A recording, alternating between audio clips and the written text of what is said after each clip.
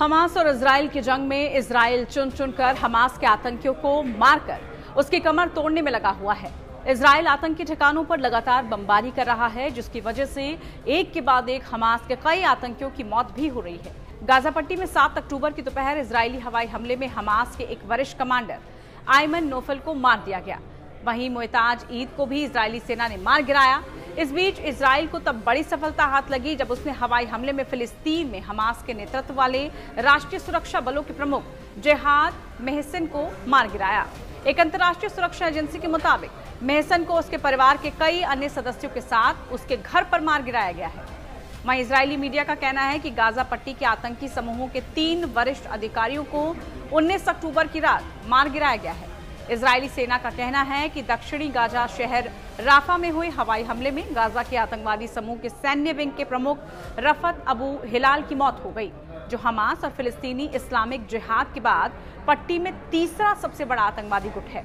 वहीं हमास के सह संस्थापक अब्देल अजीज अल रंतीसी की विधवा और हमास की इकलौती महिला लीडर जलीला अल शांति को इजरायली सेना ने ढेर कर दिया।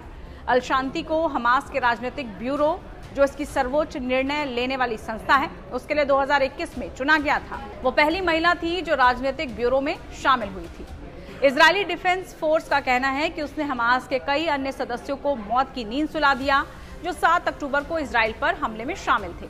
7 अक्टूबर को लगभग 2500 आतंकवादियों ने इजरायली सीमा में घुसकर समुद्र, हवा और भूमि के रास्ते हजारों रॉकेटों की बौछार करके इजराइल पर धावा बोल दिया, जिसमें लगभग 1400 लोग मारे गए, जिनमें से ज्यादातर नागरिक थे। आतंकवादियों के कब्जे में अभी भी 200 से ज्यादा लोग बंधक बने हुए हैं, जिन्हें हमास अभी तक छोड़ने के लिए राजी नहीं हुआ है। जबकि इस युद्ध की वजह से न सिर्फ हजारों लोगों की मौत हो चुकी है, बल्कि गाजा में मानवीय संकट पैदा हो चुका है। वहां लोगों को भोजन, पीने के लिए शुद्ध पानी तक नसीब नहीं हो रहा। हालांकि 18 अक्टूबर को अमेरिकी राष्ट्रपति जो बाइडेन की यात्रा के बाद इजराइल ने वो मिस्र को गाजा पट्टी में मानवीय सहायता की सीमित खेप पहुंचाने की अनुमति भी देगा। प्रधानमंत्री बेंजामिन नेतन्याहू के कार्यालय ने कहा कि इजराइल की यात्रा पर आए अमेरिकी राष्ट्रपति जो बाइडेन के अनुरोध पर यह फैसला लिया गया है। देखना होगा कि गाजा में हालात कब सुधरते हैं और ये जंग कब खत्म होती है। अगर आपको ये वीडियो पसंद आई हो तो उसको लाइक शेयर जरूर कीजिए। साथ ही बने रहिए times now Bharat digital platform के साथ। नमस्कार।